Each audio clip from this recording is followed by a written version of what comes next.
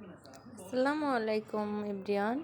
আজকে আমরা খাবো শীতকালীন কমলা লেবু মাখা, কমলা মাখা। দেখুন, প্রথমে আমি লবণ নিলাম, মরিচ, সামান্য চিনি, দেখুন চিনি নিয়ে নিলাম। তারপর একটু দেব সর্ষের তেল, ভালোভাবে মাখিয়ে নেব।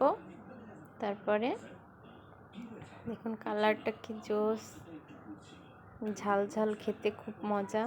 আপনারা চাইলে কমলা খেতে না মন চাইলে এভাবে খেতে পারেন। এই দেখুন আমি একটা কমলা নিলাম। শীতকালে এই কমলা মাখাটা খুব ভালো লাগে। এই দেখুন আমি খোসা ছাড়িয়ে নিলাম।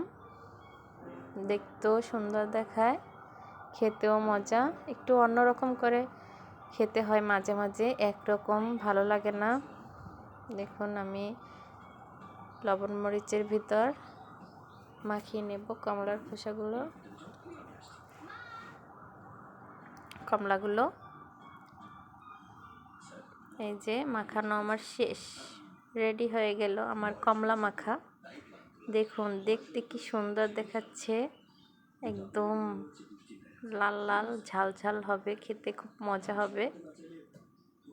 এই যে দেখুন এক এক পিচ একদম গায়ে লেগে আছে। এই যে রেডি হয়ে গেল আমার কমলা মাখা। Thanks everyone.